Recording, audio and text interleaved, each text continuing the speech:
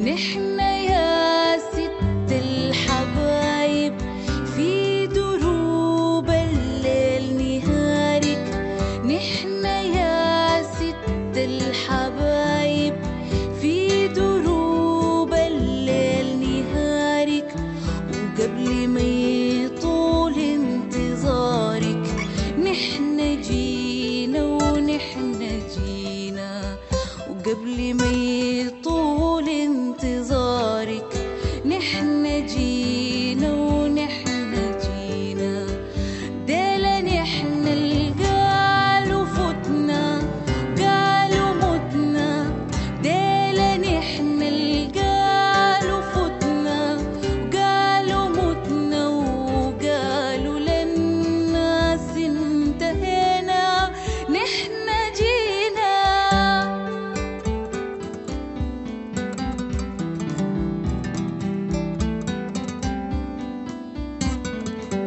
جينا زي ما كنا حضنك يحتوينا، لما فارسك فينا هب وعبى حجرك بالمحبة وبالأماني، صحنا الثورة تاني وجانا داخل جانا داخل زي شعاع الشمس من كل المداخل، جانا أكتر خدت من فوق كتفك ايده، هز بالمنشور وبشر يوم فرهد في عيونك غصن أخضر، يوم فرهد في عيونك غصن أخضر، فرحة أكبر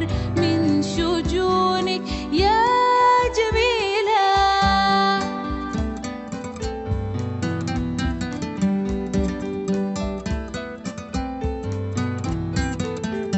يوم كان ميلاد شهيدك يلا غني لاقي عيدك، ولثمارك لقي ايدك، جيل مكافح حل جيدك وحل قيدك، ومن غضبنا الحر لافح يا مباكر يا مباكر، من غضبنا الحر لافح يا مباكر يا مباكر، من زنازين العساكر نبني مجدك مهرجانك، من زنازين العساكر نبني مجدك مهرجانك، كل قطرة دم عشانك يا جميلة. غني يا خرطوم وغني، شدي أوتار المغني، غني يا خرطوم وغني، شدي أوتار المغني، غني يا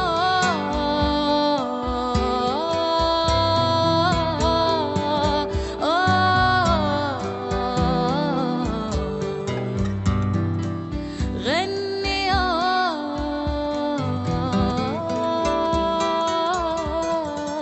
شدي أوتار المغني.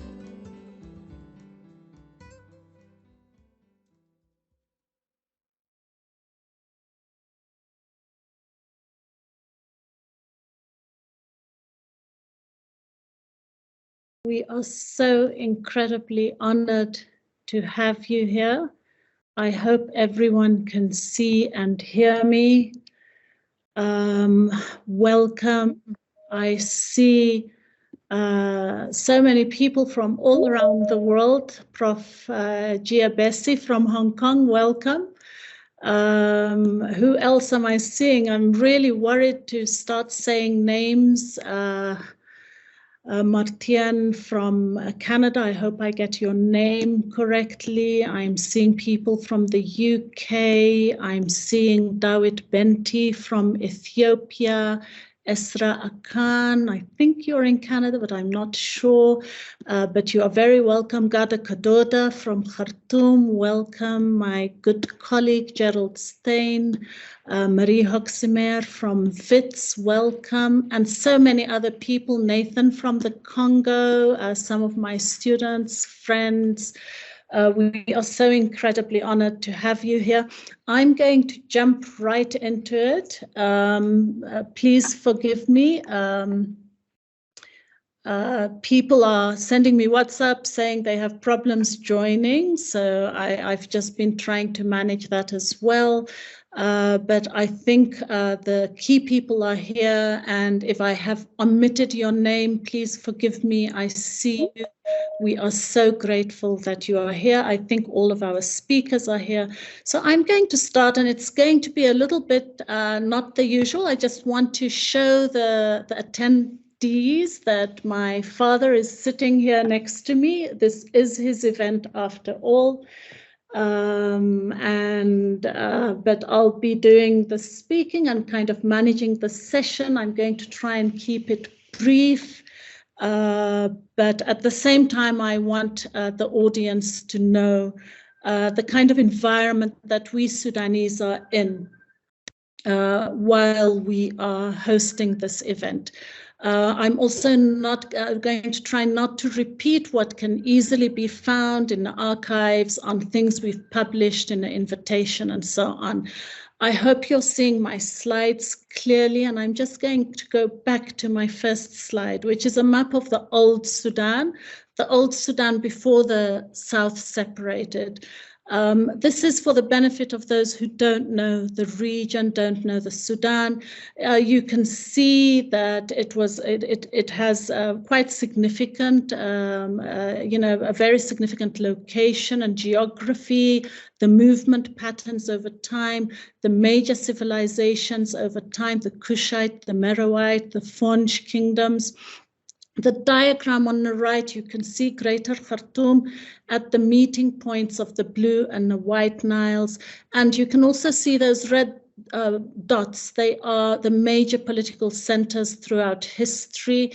And a lot of times along the Niles, and there's a lot of complexities that one cannot go into now. This is an aerial view of Khartoum and an old plan of Khartoum as developed by Kitchener, and a view of Khartoum that I had a photograph that I had taken with that famous or infamous tower that has now burnt down, and I've written about that in the conversation.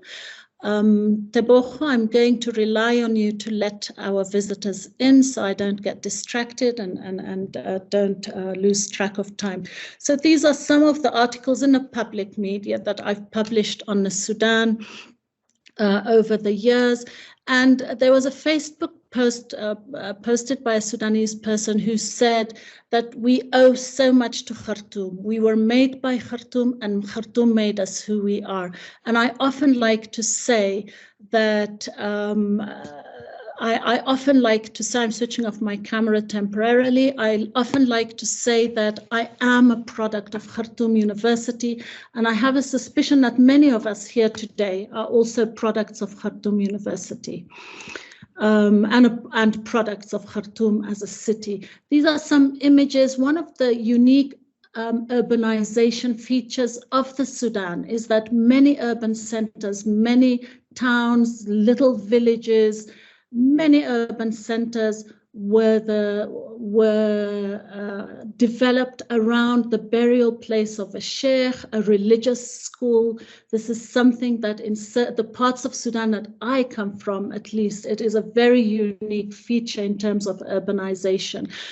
During my PhD studies, I looked at both the tangible and the intangible aspects of the Sudanese culture, and I looked right from the body and garments and neighborhood right down to the buildings, neighborhoods and cities and so on, and also the values and the belief systems that helped in the development of the built environment, which we can detect in things like rituals and language and poetry, etc.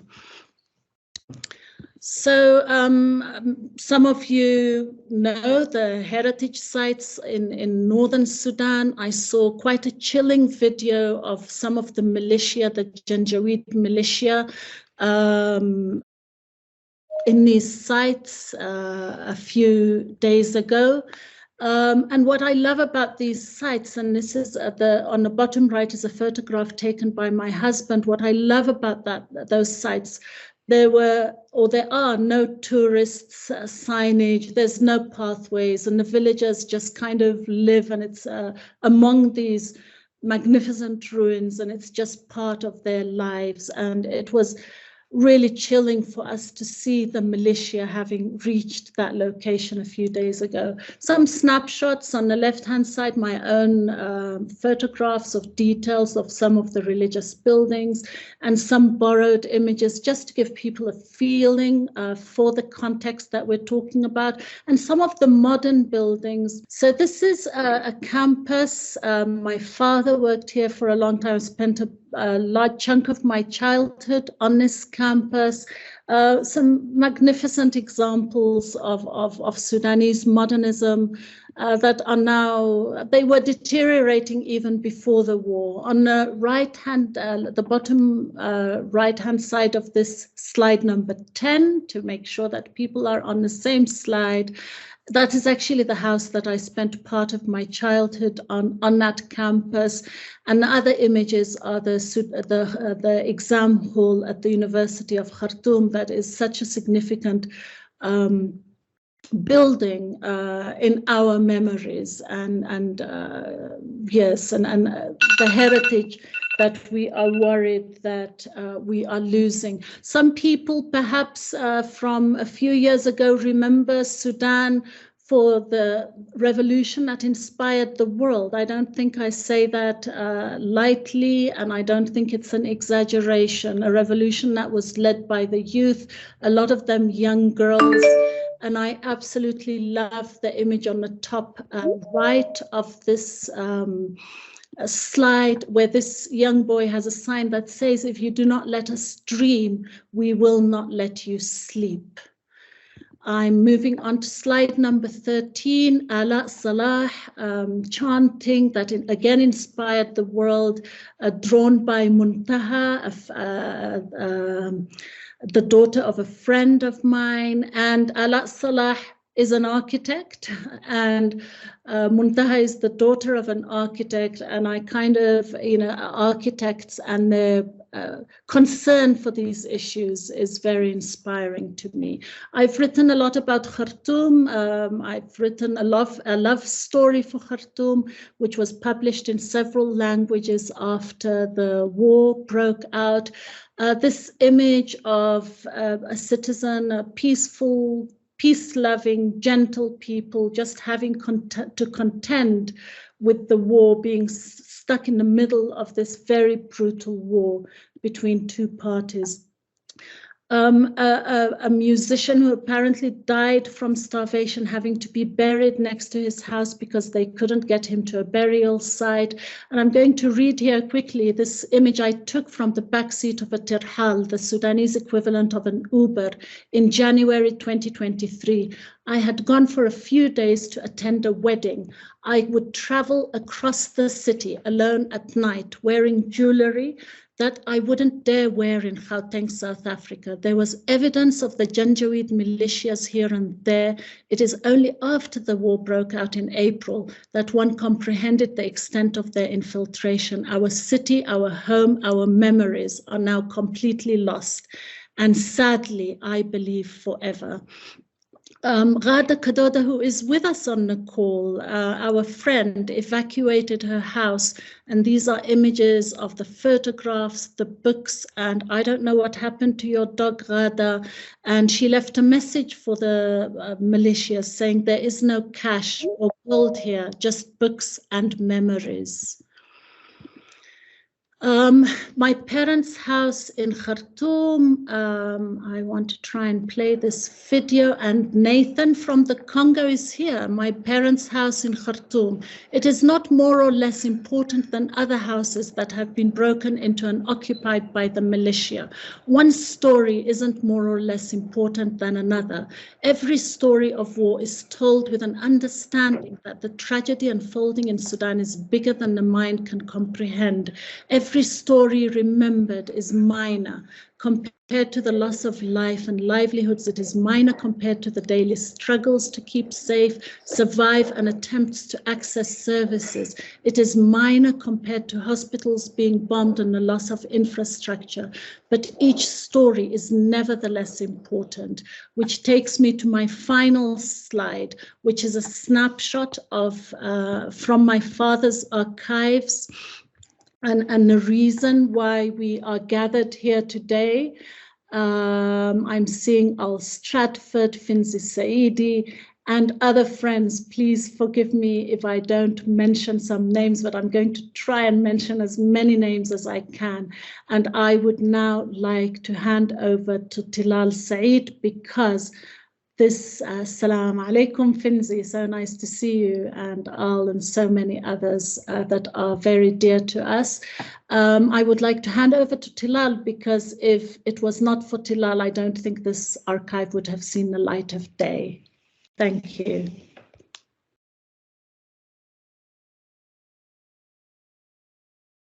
Hello, everybody. Thank you, Amira.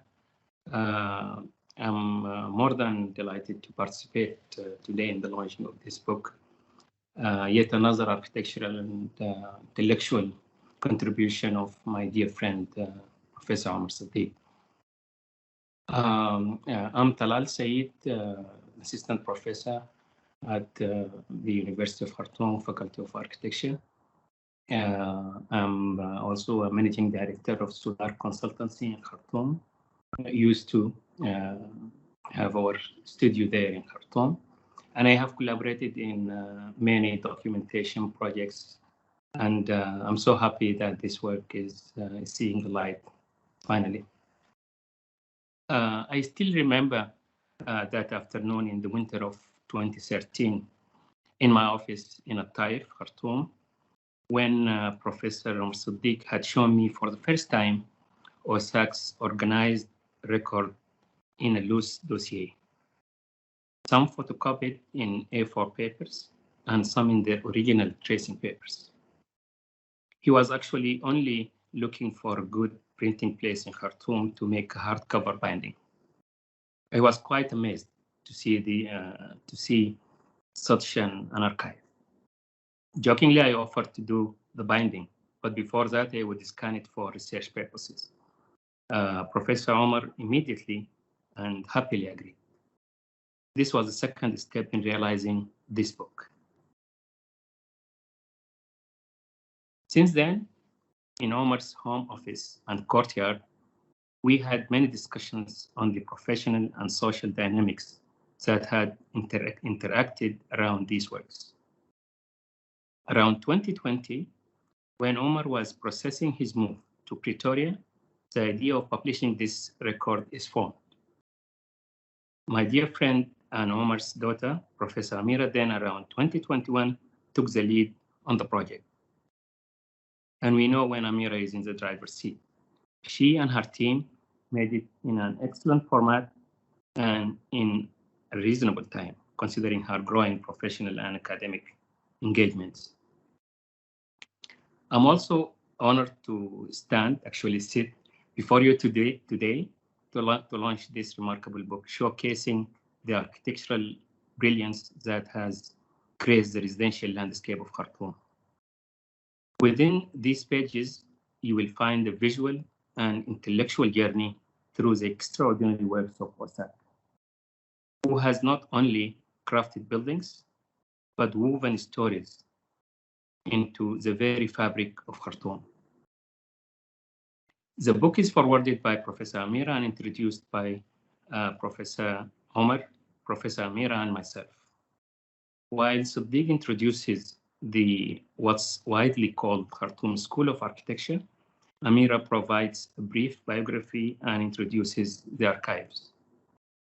I have tried to draw the attention to the significance of the works in such a transformative context, the 1980s and 1990s of Khartoum.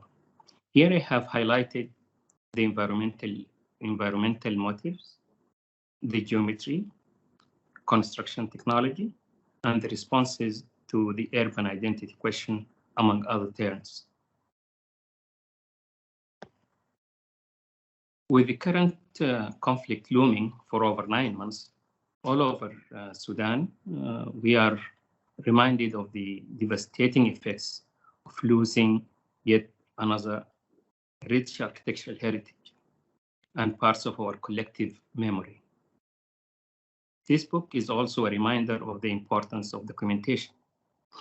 In modern history, Khartoum had lost a wealth of architectural heritage upon the conquest, or if you like, liberation of Al-Mahdi by Al-Mahdi in 1885, when the records of most of the Turkish colonial buildings and the buildings themselves were either burned or lost forever. Also, due to neglect and ignorance, a great deal of the famous Public Works Department archive, according to a recent investigative report, is completely lost. Actually, these two images on the right are taken from that report, which shows the current situation of Khartoum's Ministry of Planning archive. And it just shows how we are dealing with still dealing with the documentation. And on the left, we see the historic building of the Pink Palace, commissioned and supervised by Sharif al-Hindi, circa 1930s. It's been demolished last June. Right now, we all are hope that Sudan's National Archives building has not been burned or vandalized. The building contains myriad archival dossiers and reports on Sudanese architecture since the 1920s.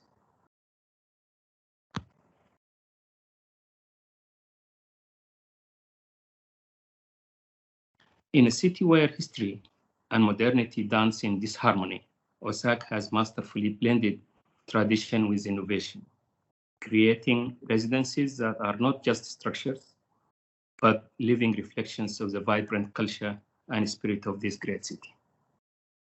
Each home narrates a unique tale, echoing the aspirations and dreams of those who inhabit or used to inhabit, in the case of Khartoum, to inhabit them.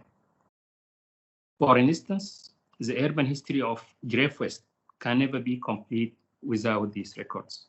OSAC has over 40 buildings spreading all over Riyadh, Taif, and Grave. Professor Omer, every time we are around the neighborhood, tells about this house or that building in which design and construction he was involved. He actually even knew the landlord of the building that I was renting a unit in for 10 years, whom I have never met. He knew him personally. Today, as we launch the book, I would like to take this opportunity to highlight some remarks on what makes this book important and outstanding. Number one, for some time, there have been concerns and efforts towards a project of the documentation of Sudanese architecture, colonial and post-colonial. It's quite a difficult task considering the culture of the Sudanese architect's cult. Up to now, for instance, there is no single magazine or journal that deals with Sudanese architecture. I'd also like to note the marginality of the history and theory topics and interest in the architectural practice and education. Hence, most of the past efforts conducted were selective and unorganized. Number two, these documentation efforts have focused on selected images and photography initiatives. This imagery nature of these documentation efforts have ostensibly reduced the possibilities of appreciating the architectural thoughts and challenges. They ended up leading descriptive and a language play kind of criticism and viewpoints. What's more, this image-based reading of architecture had, I believe, fallen into the trap of affiliation, Western categorization tradition, naming this modern and that postmodern, of course, with a capital M, based on some stylistic similarities, ignoring the complex post-coloniality conditions. This OSAC documentation, besides being organized and inclusive, provides access to a clear view of the architectural thought, as it provides the 2D layouts, plans, and sections. This, of course, avails the possibility of conversing with the design ideas and concepts rather than the mere imagery formalistic manifestations. And here we need to acknowledge the Canadian Centre for Architecture, CCA's excellent and comprehensive archiving works of Abdulmanaim Mustafa a couple of years ago and uploading them to Wikimedia. Or the pages of the book thus does not require any further textual reading aids. The architectural drawings speak for themselves. As Ledoux long time ago said, the circle, the square, are the letters of the alphabet used by the architects for the structures of their best works. These drawings were actually the construction documents of their time, so they are more than clear. For 5, by employing the scans of the original manually drawn sheets, this record emphasizes the peculiar conditions of the architectural design production up to the early years of the 2000s in Khartoum. The record renders evocative of the phenomenologies of the past architectural drawing rituals, the ones we have lost to the modern mass-producing tools. This record thus preserves the process of first sketching, drawing rough copies in pencil of the main grid lines, boundaries, walls, openings, locations, and maybe section lines, then overlaying tracing paper to ink them in systematic priority with different sizes of rotary pins, 0.5s for walls, 0.2s for center lines, and 0.1s for shadows, etc., etc. Before finalizing this with the ammonia-based blueprint copies. In the last 2 decades, CAD and its standardized protocols have removed the human touch from the drawings. Now, the AI is knocking on the doors. It promises more automation of the process and even new roles for architects in the near future. Although these drawings could have been easily CAD produced for this book, I believe the decision to show them in this format was quite smart and sensitive. The allure of this book, I think, lies at the core of these humanized drawings' covert appeal. If we look at this drawing I'm showing on the screen, we can read too many stories.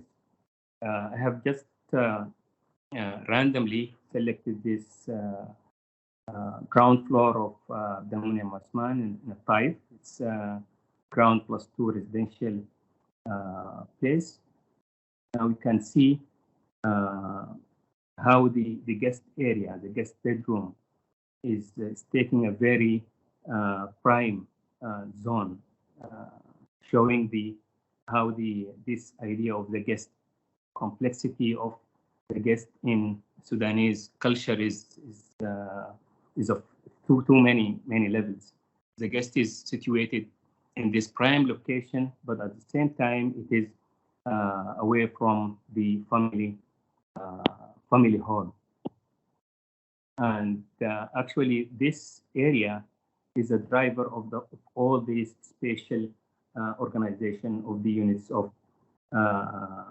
this transformative time, the post-colonial, depending on the extended family kind of mindset. Also, the drawing shows the different systems. You can see now the titles of the spaces, furniture, doors and windows, the dimensioning, the system of sewage manholes, gully traps, up to the well and the septic tank. All these are in one drawing. Also tells us about the the condition of design production. That's making too many layouts was very expensive and time consuming, and at the same time what's needed for the construction was quite simple.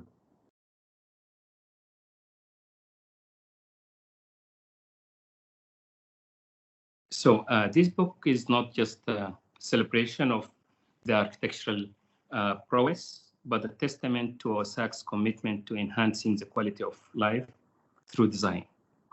The interplay of light and space, the fusion of local materials with contemporary elements, every detail reveals a thoughtful approach that transcends mere construction to embody artistry. As we turn the pages, let us appreciate the significance of these projects in contributing to the ongoing debate on Khartoum's urban identity. OSAC has not only erected buildings, but has left an indelible mark on the architectural landscape, contributing to the narrative of a city that evolves while cherishing its roots. To Professor Omer Siddig, thank you for gifting us with these living canvases where architecture becomes poetry and homes become stories. May this book inspire future generations of architects to embrace and further explore the spirit of Khartoum and continue the legacy of blending tradition with innovation. I hereby invite you all to immerse yourselves in the pages ahead, where each image and drawing unveils a chapter in the story of Khartoum's architectural metamorphosis. Thank you. Thank you so much, Tilal. Tilal is my father's friend, and he's also, or was, my student at the University of Khartoum. So he kind of likes to be in that in-between space where I'm his ustaza, I'm his lecturer, and yet I know he has a very special relationship with my father, and we really owe you a lot, Tilal, in assisting in this documentation. I see so many incredible people joining us. Prof. Ituhan from Providence in the USA.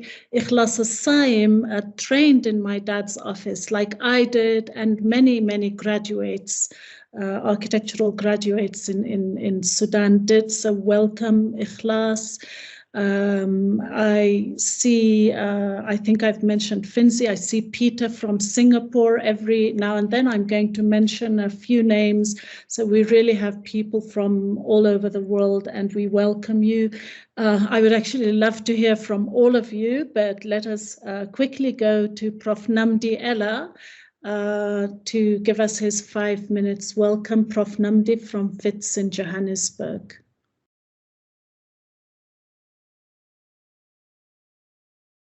Good afternoon, colleagues. Good afternoon, Professor Omer Siddig, a distinguished architect. You're our distinguished guest today. Professor Osman, distinguished colleagues from around the world, thank you for participating in this particular experience and moment. I want to thank you, Amira, for the introduction you gave, the overview. It touches my spirit and our hearts. And Prof. Talal, thank you for the excellent presentation summarizing the status of the archives and the importance of collecting and conserving what eventually is indeed our heritages, if I could use that in the plural. I first met Professor Omer in Dar es Salaam, Tanzania, 2006. We clicked. I could hear what he wants to say before he even says it. We became very good friends and we remain wonderful friends. And henceforth, he gave an excellent presentation about architecture of modern architecture in the Sudan. And the title of the paper is Sudanese Architecture Around Independence. And I still have the abstract. Indeed, I hold a copy of the paper. I reviewed it today. It remains one of my reference points to the work that I reflect on. The slides that Professor Talal presented and the monograph that you've presented all reflect the great knowledge. Also, Professor Omer explained the traditional heritages and with elegant drawings and ethnographic illustrations. I will leave it there and move to the next question that I want to touch. He carries based on the architecture, and this is my own reading, in his conceptions of modernism, his beautiful buildings, elegant drawings, of which I had the honor of being given special tours of these buildings by himself. But even a much more privilege of being taken to the private homes of the most dignified people in Khartoum, whose houses he designed. Whenever he called, they opened his home and he was able to take me there and give me a tour of those homes. You can imagine what this would entail and what that meant. Professor Omer, I cannot thank you enough for that. And the lamp he carries, I will start from here. This reflects along the line of those who are working on what we now call traditional modernisms, or who carry the specific aspect of modernity. Gabriel Fagan, who passed away some years ago. Hassan Fatih of Egypt, who has passed away quite some time now. The architects in Nigeria, Demas Nwoko. There are a select group of generation of architects who emerged from the 50s and 60s, 70s, and understood what it meant to build on the African continent. And I positioned Professor Omer's work there. So this is the reference point that is important. The examination hall, which you mentioned, Amira, you mentioned, I had the opportunity of being taken into that examination hall and been given its history, because he was a student of Margaret and Alec Porter, who chaired and championed the design of that examination hall. The Khalifa House, he took me there and gave me a tour. We sat down just reflecting on how this Adobe architecture was constructed.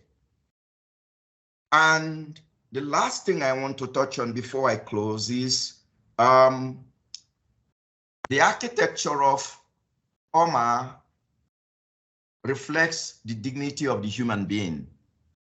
We have the tendency to just talk about architecture and forget about the human being. And as Derrida once asked in one of his essays, if the architect is the architect of building, who is the architect of the architect?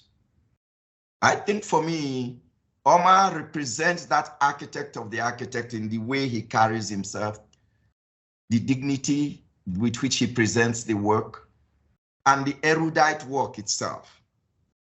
I will close with a gift. In my first trip to Khartoum, Professor Omer gave me a gift.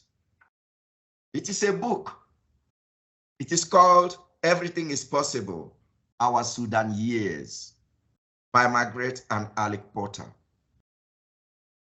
In the moment that Khartoum is, this situation, I think I would rather have that hope that everything is possible, that peace would return, because it is important for that to happen. Professor Omer, thank you for that gift. It remains one of my most valuable texts that I used to refer to my students. I couldn't find much to say in this most challenging moment in Khartoum's history, almost a year now. And so I would end by saying, thank you for assembling this monograph. Thank you for the decision to work on it and take time, and you were selecting it. And above all, everything is possible. Thank you for the opportunity. Thank you so much, Prof. Namdi Ella. We continue to be inspired and encouraged by you. And the fact that you visited Khartoum is incredibly significant to us. And thank you for reminding us everything is possible. Probably, I'm sure it's sitting somewhere on the bookshelf here. And I was a little bit pessimistic about the situation that Sudan is in now, but thank you for reminding us that everything is possible. I said I want to try and mention as many names as possible, and I see my head of department, Tareen, joined us a while ago, and my good colleague, Dr. Tareen Goam, and Dr. Emmanuel Nkambula, who himself is doing some exceptional work on documentation. So if there's a chance, I would love to call on them to speak, but for now, I would like to move over for 5 minutes to Professor Osman Al-Khair, who is one of the people, many people here had to displace from Khartoum. I just want to emphasize that. Some people couldn't join because of network issues. They are in rural areas in the Sudan. But Professor Osman Al-Khair, I'm glad he's safe. He managed to evacuate the Sudan, and he has continued to be an immense influence in my own career and in my own thinking.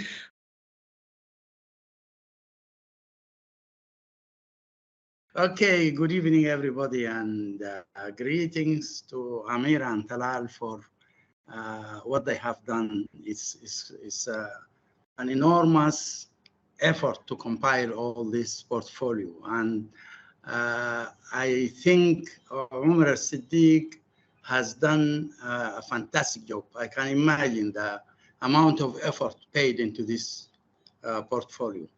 More than 160 projects being sorted out, scanned, photographed, and it is wonderful. I really feel that we all wish that we have been a little bit more foresighted, like Prof. Omer. We were talking about the war. It was very imminent. It was hanging in the air. We all felt that everything could go astray, but nobody took it serious enough. We did nothing to protect ourselves and our property and our heritage. And we were all astonished at the scale of destruction that followed. So this work actually assumes greater merit and greater importance given the status quo now in Sudan. Omer has done really a great job by availing to us this opportunity. Well, I would say that I am Osman Al-Khair. I am basically a private consultant, but I have been very close to academia, research, and voluntary work. And I have collaborated with Omer Siddig for long years. I consider him a friend, actually, and I am very happy to participate with you now. It has aroused many thoughts because when I looked at the collection of works, for me, it is very touching because I grew up in this atmosphere. And those were our standards. Those were the tools we used and the methods we employed. And those were the techniques the hatching and rendering and dotting. And I remember the archives of the Ministry of Works. Talal mentioned that briefly. But we were very close to that because when I graduated, I worked for the Ministry of Public Works. And this ministry was one of the 4 ministries, only 4 ministries that ran Sudan during colonial time. In addition to the administrative secretary and the legal secretary, there were 4 ministries for war, the defense, Ministry of Defense, for agriculture, for finance, and for works. The Ministry of Works was responsible for all constructions, whether buildings or infrastructure and dams and bridges and everything. And it had huge archives. The photograph we have seen with Talal was at a later stage when things started to decay. But we witnessed the time when the archive was like a museum in the Ministry of Works. It was a grand space with very well disciplined. Everything was so organized. Bunches of drawings were hanging vertically down from clips, which were numbered and sorted. And the guy attending to the archive, we called him Uncle Yusuf, was somebody loved by every person, and he was very careful about everything. And we used to look at great buildings and great workmanship, great draftsmanship. But that archive ended up in one of the roofs, and it was forgotten under rain and dust and water, and it was lost. And later on, after the war, we lost several other archives, including films and audio tracks and books and records and archaeological remains and historic artifacts and everything. Khartoum is being destroyed. So the very little things we have in hand assume greater importance. And Omer's work for me stands as a very important endeavor to save at least part of this heritage. Fortunately, a few works has been done, like I know about,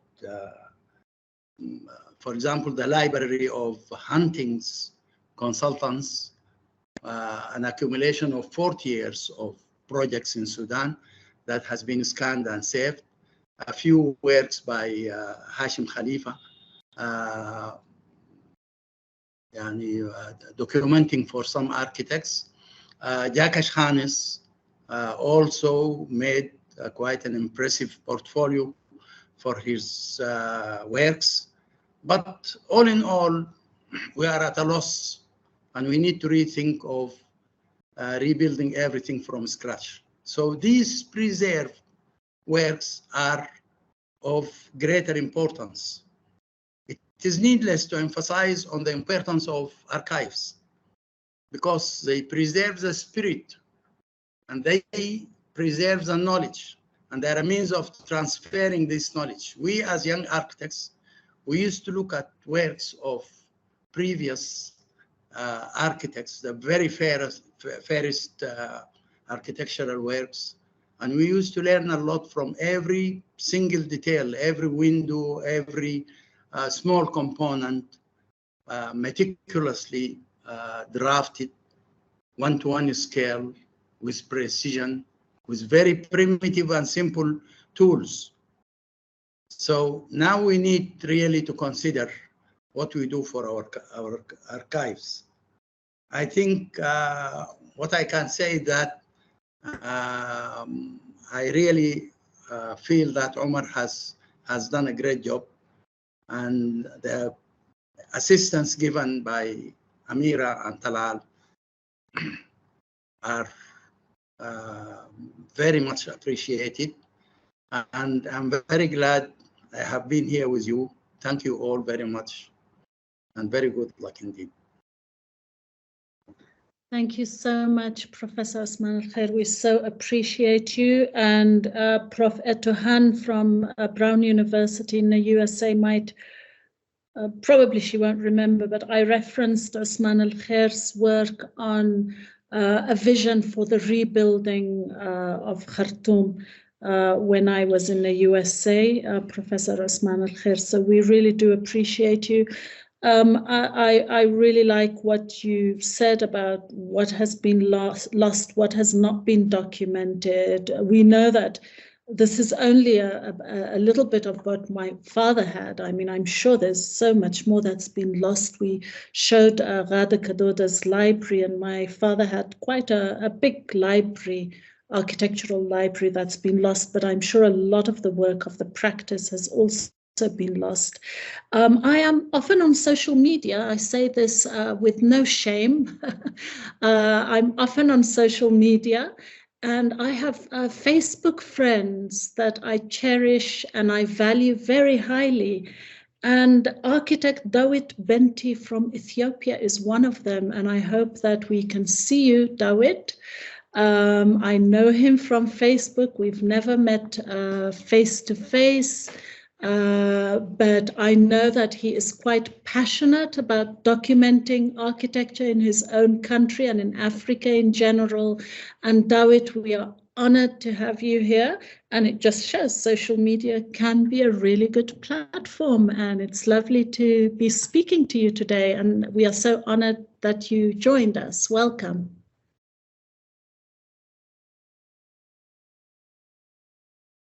Thank you very much. There could be a little bit of a problem with the network. I hope you can hear what I say. So I am very much privileged to have known Professor Amira Osman, and it's also a pleasure for me to hear Architect Omer Siddig speak here. And yes, as an architect, I was teaching for a year as a guest lecturer in 2008 at the ETH Zurich in Switzerland. And I was asked to present a lecture. I had the opportunity to talk about Ethiopian architecture, but I looked at how much I know about who I am as an Ethiopian and as an African. So I did 1 year of teaching at Switzerland in 2008, and I came back to Ethiopia, and I started to try to understand who we were as an Ethiopian and African. And I also tried to understand who we are and also what we can do.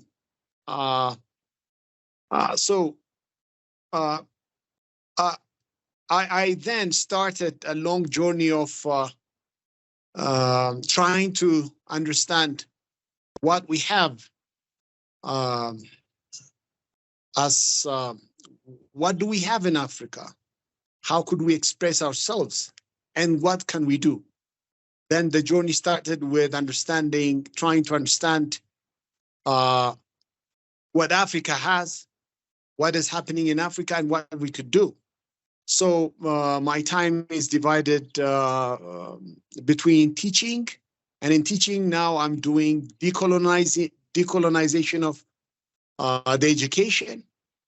And also I'm doing a PhD, and the PhD is about modernist architecture in Addis Ababa, Ethiopia. And also I'm trying to write about sadly, I think Dawit has frozen. I think we've gotten a snapshot of who he is and why I'm interested in the work that he's doing. But perhaps for the sake of time, I'm going to move. So it's either Suha or Muhyiddin who will be speaking from the Modern Sudan Collective, a Docomomo International chapter. They hear me, it's Muhyiddin speaking. So Mo, you are Muhyiddin. That's right. Wonderful, welcome. We are so honored to have you. And yes, I'm going to hand over to you. And maybe if Dawit, one of the reasons for me getting this particular group together, I think we're all passionate about documentation in Africa. And I felt that, you know, Dawit is a good person for all of us to know what he's up to and to be introduced to. And so, Muhyiddin, I'm handing over to you. Welcome.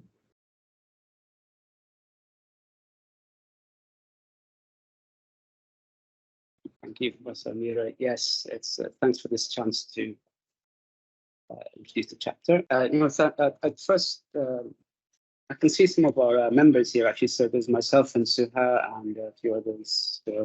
So I'd like to first start by thanking you for this kind invitation to Docomomo Sudan chapter, the Modern Sudan Collective here. And it's nice to be among so many faces from the architecture and academia community for this important launch.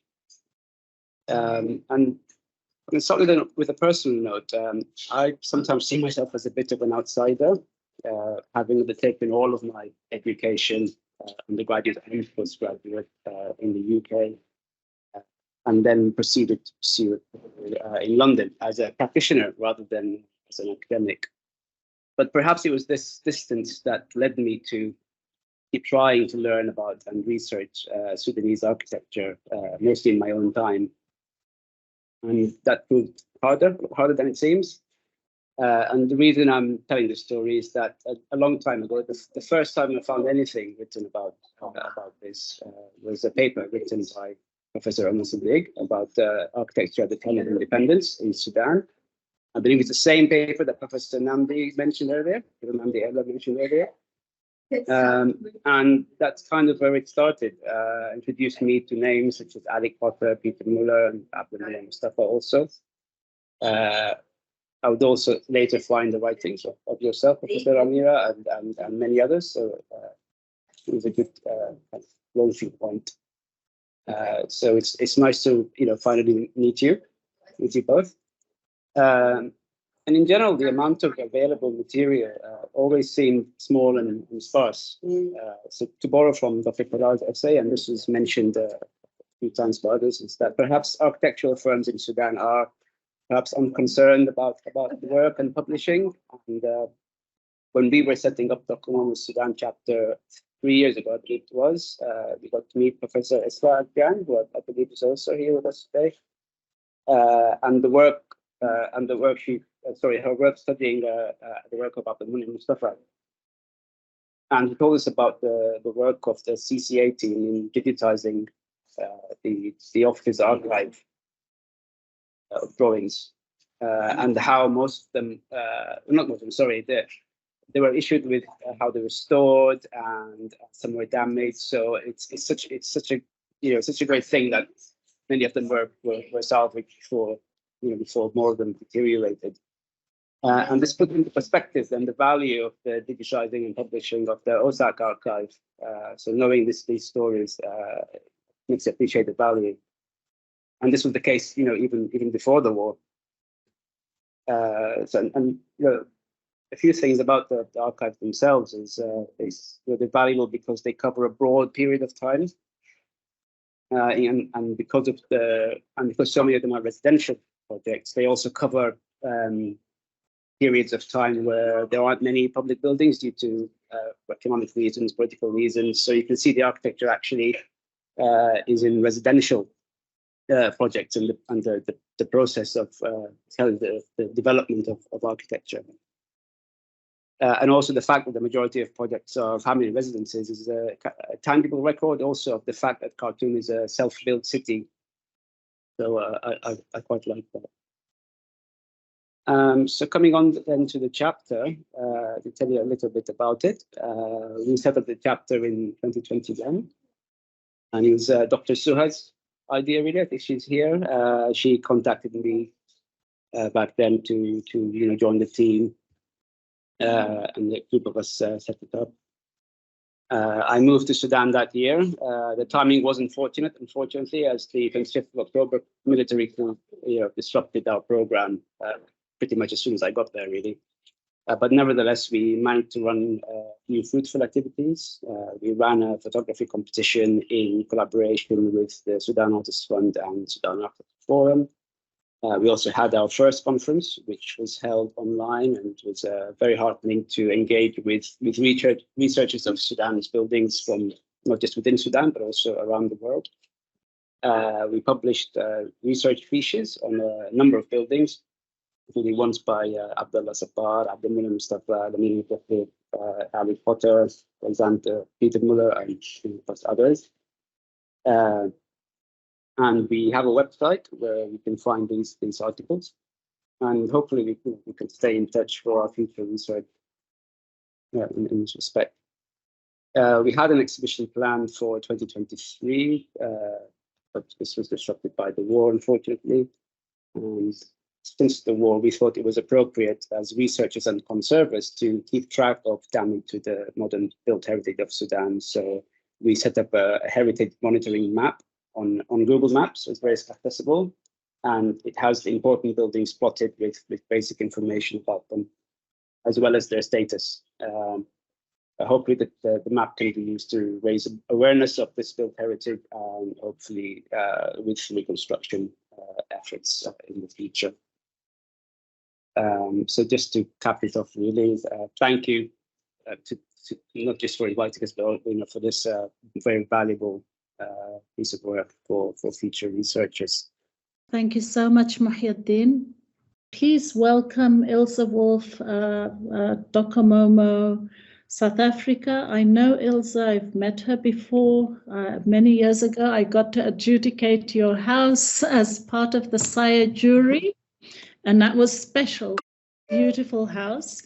And I also follow you on social media, so I'm always very fascinated by what you're up to. So we don't speak enough, we don't meet each other enough, but we are so incredibly honored to have you here. I so respect and appreciate the work that you do. Welcome, Ilse.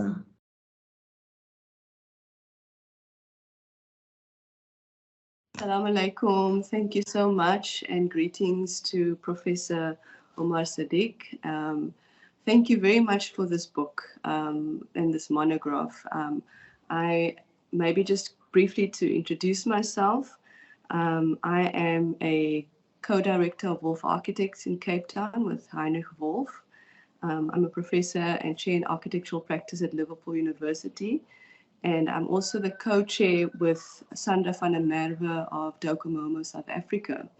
And part of the reason why we are here to celebrate the book and to also show solidarity with the project of documenting architecture from the continent. So inspiring to see this kind of work, which is essentially to develop a public culture around sadly, the material culture of the continent being destroyed. But it is very inspiring and heartening to see, alongside the destruction, the construction of a public culture and the construction of solidarities of care and the construction of beautiful documentation projects like this, so that at least we have the book as a monument to these kinds of terrible acts of spatial violence. I think that, this will definitely be part of a kind of a legacy of documentation projects on the continent. I'm very proud that we can be, we can have this as a kind of a, object as part of the archive. And I think, and from Docomomo, South Africa, I think we would definitely also just be so happy to include it as part of our, network and carrying the work forward.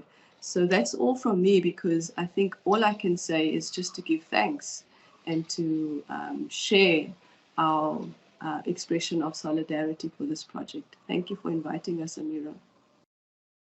Thank you so much, Ilse. And I think us knowing each other, knowing what we're each up to and with regards to documentation is incredibly important and meaningful. We so appreciate you. And I would like to hand over to Martine de Vletter from the Canadian Centre for Architecture. And I hope she will forgive me if I mispronounce your name.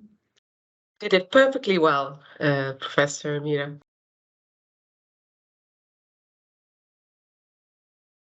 Thank you so much. So my name is Martine de Vletter. I'm the Associate Director of the collection at the CCA. So thank you so much for inviting me to speak here. And I definitely have to thank a lot of other people for me being able to speak here. First of all, Ezra, who is, I think, also in this call, who in fact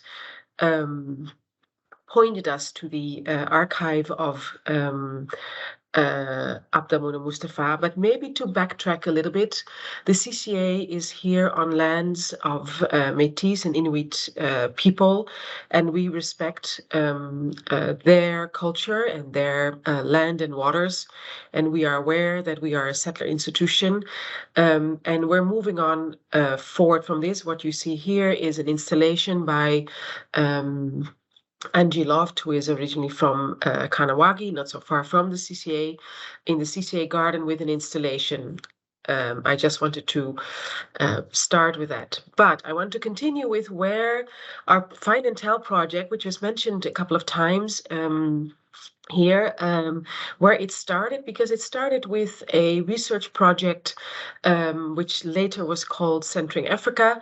And this is a photo of the first workshop we had here, and some of you may recognize people in the photo. And we looked at materials at the CCA. We also discussed why we have certain things or why we don't have certain things at the CCA. The CCA has a very large collection, mainly focused or historically from North America and Europe.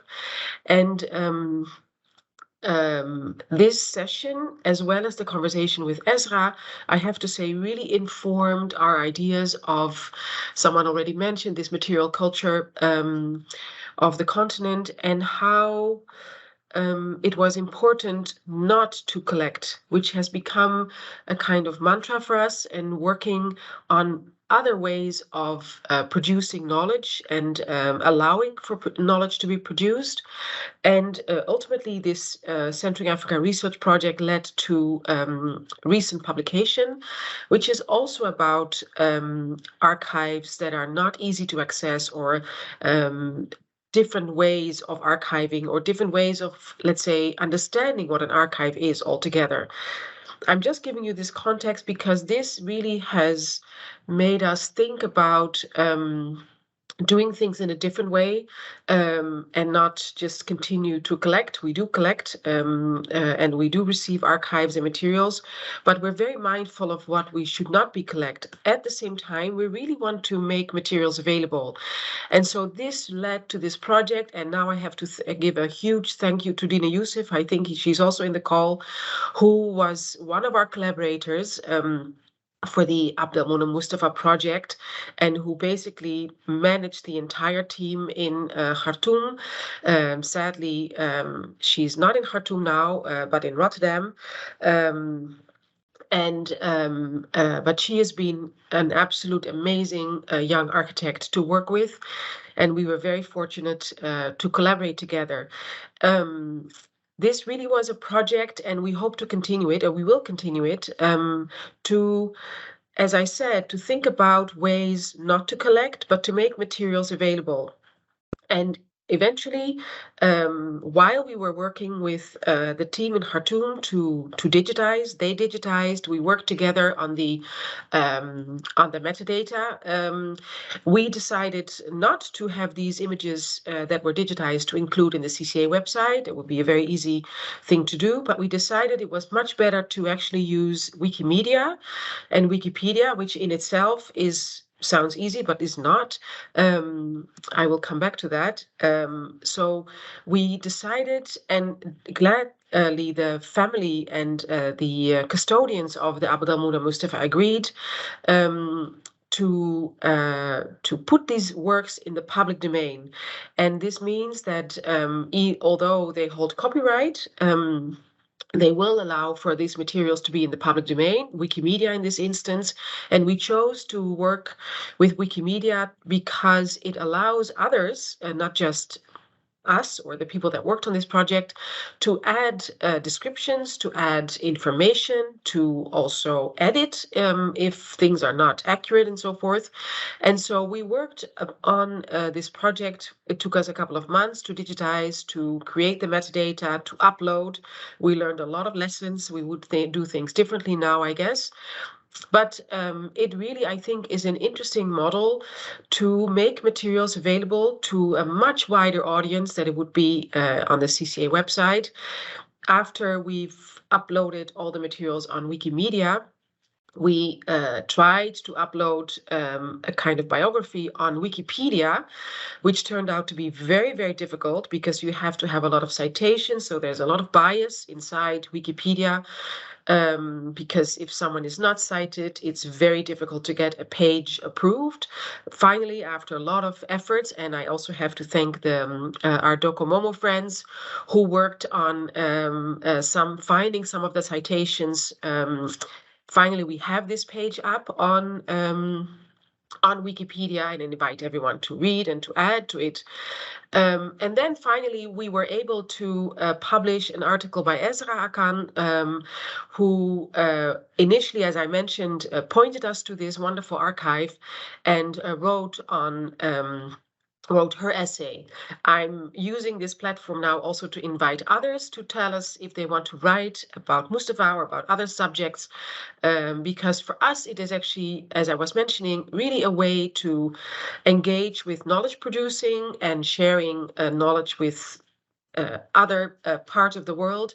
And so for us, it's really interesting to be able then to publish materials and to publish essays, arguments, and so forth. Once we've kind of closed the project on Abd al-Muda Mustafa, which was an absolute wonderful experience, I have to say, we moved on to Nigeria, so to say, and we're working now with Professor Warebi Brezebe on the archives of Olafagwakan, the first president of the Nigerian Institute of Architects. And I was initially, Professor Brezebe said to us, well, there might be a few drawings. And I was already a bit suspicious about it. And it turned out that there's thousands of drawings with the family, which is really amazing. You see here Dr. Yinka Williams working on selecting the drawings. We're not digitizing, or they are not digitizing all the drawings. It's a selection. In this case, especially because there is not so much. I mean, we have a limited budget in the end of the day, and there's way too many drawings if we would digitize them all. But I think they now have digitized at least 5,000 or over 5,000 drawings. It's for Professor Warebi Brezebe also a way to engage with his students. And to have his students involved in the history of Nigerian architecture. He can, of course, and his team can speak about this much better than I can. And so for us, this is a new step. So we're about to upload this material on Wikimedia and make it available again in the same fashion as we did with Abd al-Muda Mustafa. And And we're looking for other candidates. What is a very important aspect of this project is that the architects or the families have to allow the material to be in the public domain. And that is a very, that's a different concept. So it doesn't work for everyone, and it doesn't work, this way of working doesn't work for all the materials or all the archives that may be found on the continent. Some families want to continue with keeping the copyright and keeping control, and that is absolutely fine. We respect that. But for others, it may be a way to share the materials in a much wider platform. So this is a very short way of sharing this project. I'm happy to answer questions. As I say, there's other people in this group, I think, that can speak much better about the work of Abada Muna Mustafa. But I'm very happy that I'm able to share this with all of you. It was a pleasure to hear the other stories. And I want to thank again Ezra and also Dina, who are here on the call, for their really wonderful collaboration with the CCA. Thank you. Wonderful. Thank you so much, Marti. And you know what you're saying. I mean, we have this digital archive now, and we've been having these conversations about what to do with it and where to put it. And perhaps this is a good opportunity for me to say that this project for my father's archives is 100% self-funded. The majority of the funding coming from my father. That's how passionate he was about making it available. Tilal mentioned that he and his students have already been studying it and working with it. And I think that is the driving force behind this work. And that's why we have personally invested. There's no organization that I'm, of course, supported by my organization in kind of my efforts, but it doesn't fall directly under my project at the Schwann University of Technology. It is self-funded. So you have really given us some food for thought for us to think about how to take this forward. But I'll talk a little bit more about that later. Thank you, Suha, for your message on the chat that you're here. You just can't unmute. And thank you, Esra, for being here. This is a draft of the printed book. And I had put, and you'll find that the cover has changed in the final version, but I had put this on Facebook, of all places, and Hannah LaRue, and I hope she's in the room, and Hannah, salute to you and welcome. So I showed the print book, the draft, and when I put it on Facebook, Hannah LaRue said, you really need to show this project to Ezra Ikan. So thank you so much for being here, and Martian, thank you so much for being here. Emmanuel, Dr. Emmanuel Nkambule, my colleague at TUT, leads a little organization called ADA, and they have some incredible documenting efforts. Emmanuel, I hope you're here and you can just give us a snapshot of what ADA is.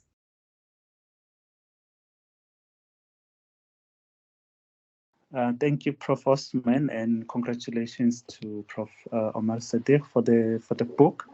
I think this is very important work in our continent. I am a colleague to Prof. Osman, but I was also a student in my early years in architecture. We've been doing a project that we call ADA, which is Archives for Design and Architecture, aimed at documenting stories of architects through a series we called In Plain Sight. And the aim is to allow or to create a platform where architects who may never be known or who have done really amazing work but never been in the spotlight to tell their stories as architects. So we're using the narrative approach to describe their journey in coming into the profession and what they had to overcome in order to become architects. So far, we launched it in 2021, and we started off with an architect, a South African architect who was in exile during apartheid days, known as Linda Mvusi, and she stayed in Kenya during exile, stayed in Ghana, studied her first degree in architecture in Ghana, then went on to study a postgraduate study in Cambridge, in England. And we also documented, we did a film documentary of Aziz Tayop, who also was one of the first Black architects allowed to study during apartheid days at VET. So this has been a very interesting work or knowledge that's been produced from the stories that are being told.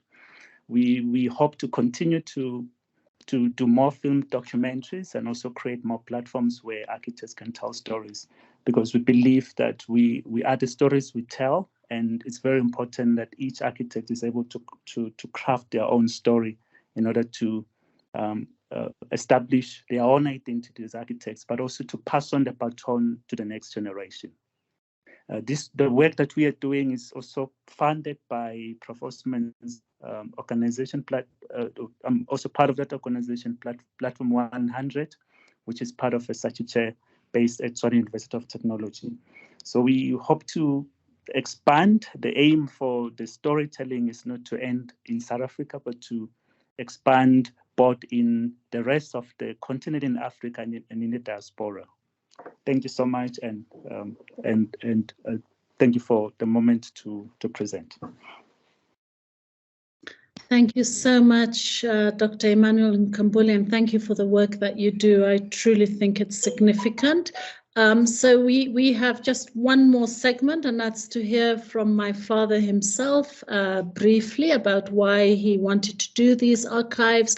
But if Dr. Tareen Gom, my head of department, is here, I'd love to offer her a couple of minutes to just come in. I'm not seeing her. She was here earlier. She sent a message in the group saying thank you and wishing you all the best. And thank you for the invitation.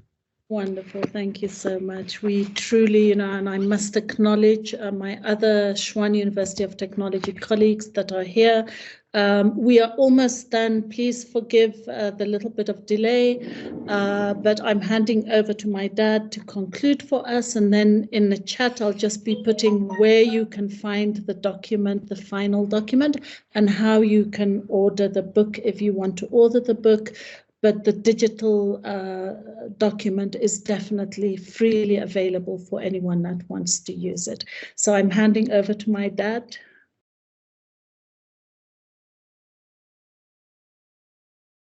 Hello, everybody, and thank you for being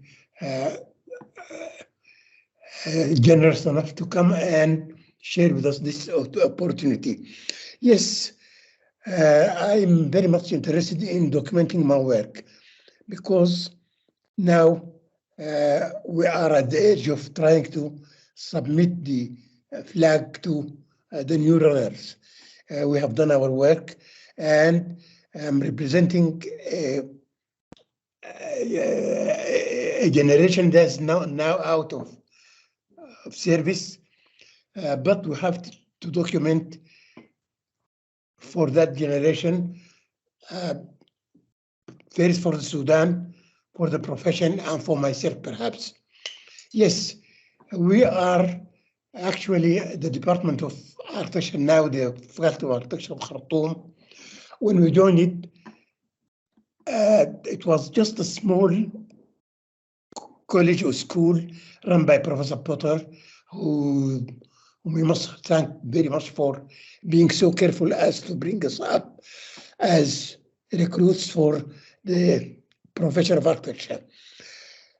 We were there at the early 60s, at the beginning of the 60s actually, when the international style and modern architecture is at its vogue, the best of its time, and we are the disciples of the Le Corbusier and Louis Sullivan. I don't have to tell all the names, but actually we receive it directly from them. We convey it we endorse it as our knowledge, and we convey it to the paper For me, those sheets of tracing paper drawing in ink are so much part of my life, actually. And I know the effort that we put on them and the knowledge we put on them, so that we want to share it with others, to convey to them what modern movement meant to us at that time and what it may mean to them now and what can they gain. And that was the quality of the drafting done by hand.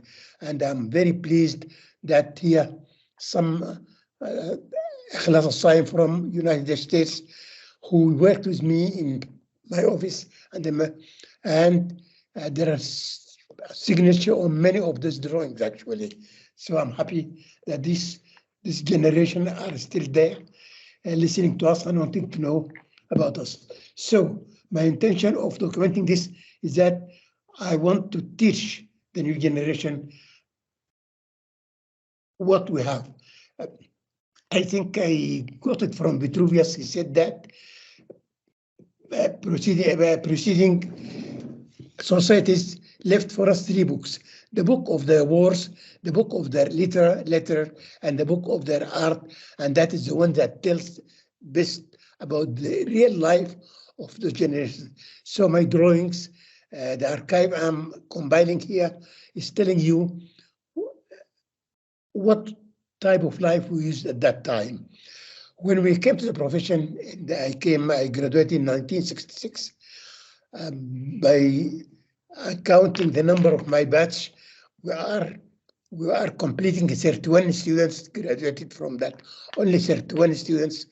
I'm number 31 graduated from that school, and we find that the profession is, the whole country is coming from the getting its independence, and the middle class is proliferating and getting hold of power, and so they want to have their own homes, their own aspirations.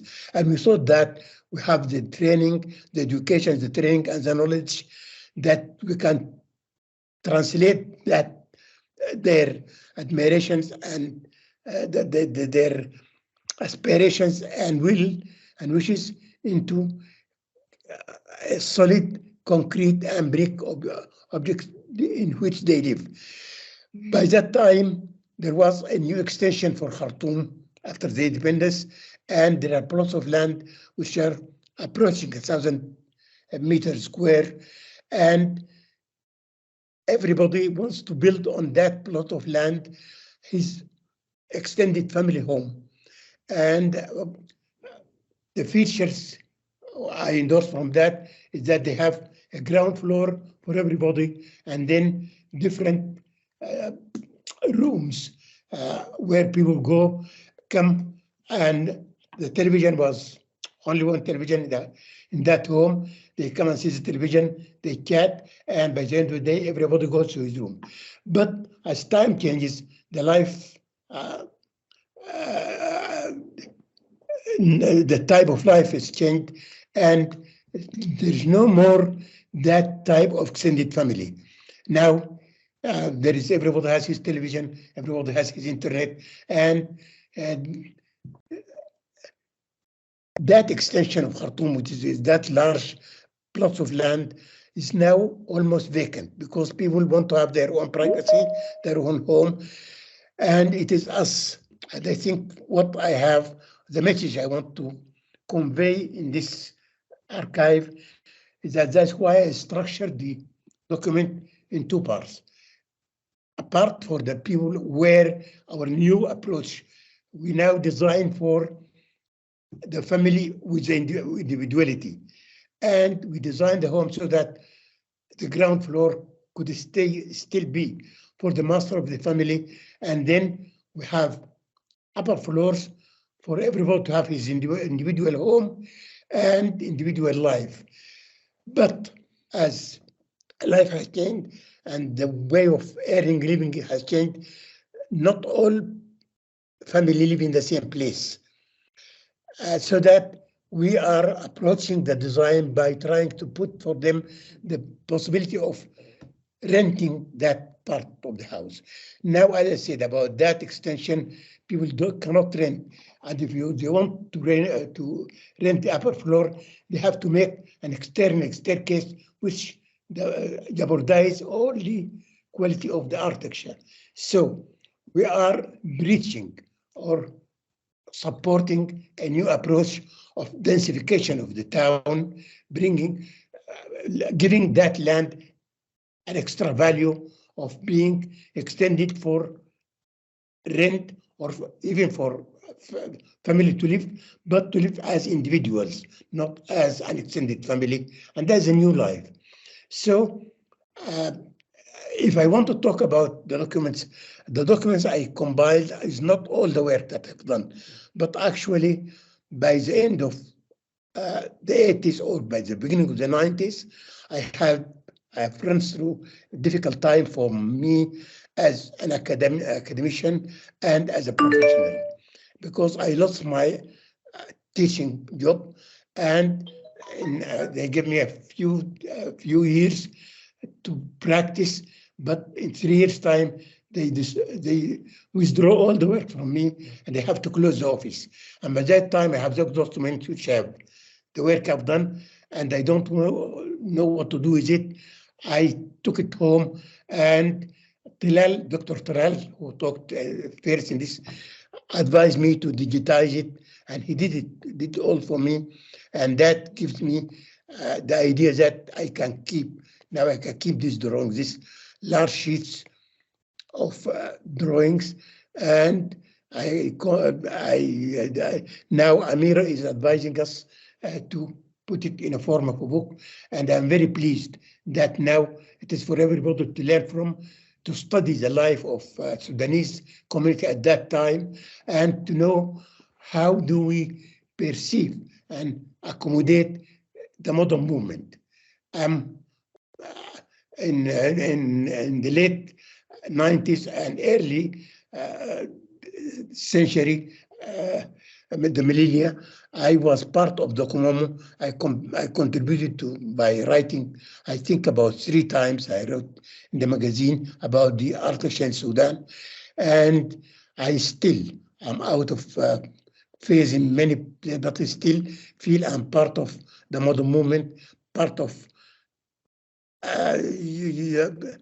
Documomo, and this is my contribution to documentation and conservation of the modern movement work, which, as I say, I cannot go talking for forever, but I do remember that we are the disciples of Le Corbusier, and we then belonged to Oscar Nemer, and I still remember the words of Le Corbusier for Oscar Nemer when we wrote to him, "J'ai toujours pensé vous à votre travail magnifique, bravo." So we feel that somebody there, Le Corbusier, is giving the flag for Oscar Nemer, and we took it from Oscar Nemer, and we are giving it to you now. And thank you very much for being with us. Thank you so much to my father for those words. I do not know French, but I think I get the gist of that. And yes, we are really honored that we are able to do this work for you.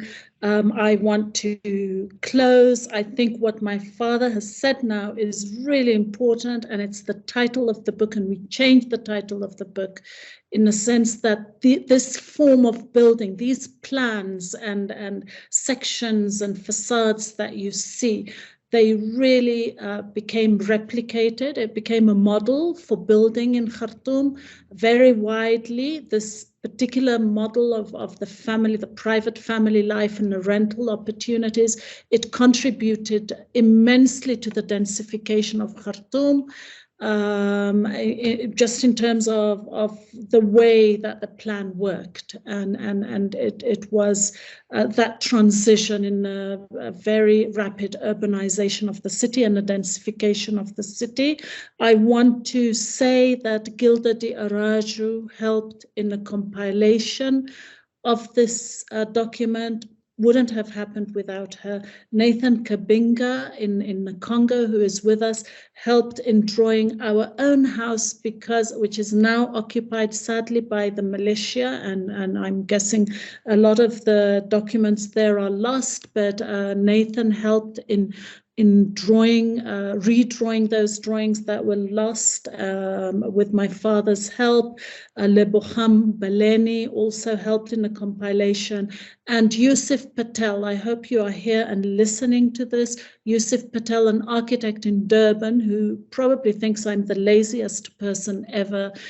He sent us a print. I sent him a digital copy like a couple of years ago. He just immediately printed it out and sent us the book.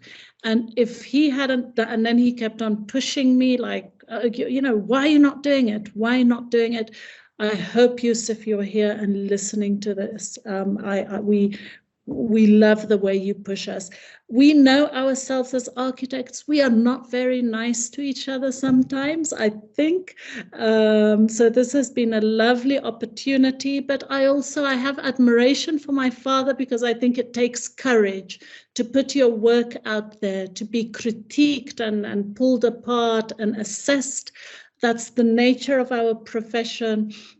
And I have great admiration for those who have courage to put their work out there, and that is what my dad has done.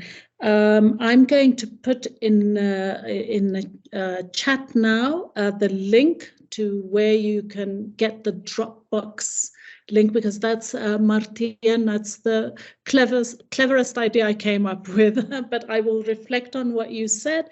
I'm going to put that Dropbox link. It's actually uploaded on my own website, so please do visit that. And thank you to my dear colleague and doctoral student Tebogo for just helping me not be too nervous about the technicalities here. And yes, Prof. Namdi, everything is possible, but the reality is, as Sudanese and many people on this call are displaced, we've lost properties, we've lost homes, we've lost memories, and we are heartbroken. I don't think we can really cover that. I think we are heartbroken, but at least today, with your presence here, you've given us something to celebrate and some hope, and we truly do appreciate it. I'm sorry that it dragged on a little bit longer.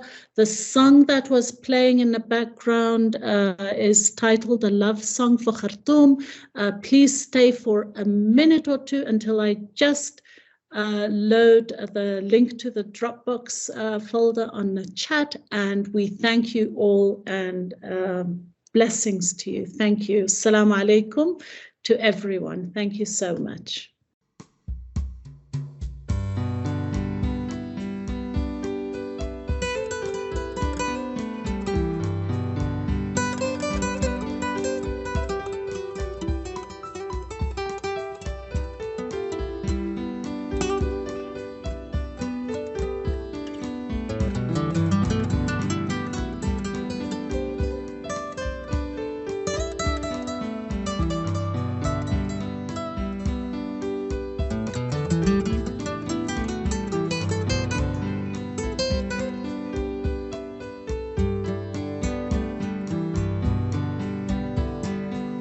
غني يا خرطوم غني شدي أوتار المغني غني يا خرطوم غني شدي أوتار المغني ضوي من جبهة شهيدك أمسياتك واطمئني نحنا منك ريح وهبت نار وشبت نحنا منك ريح وهبت نار وشبت في وجوه الخان واسمك يا جميلة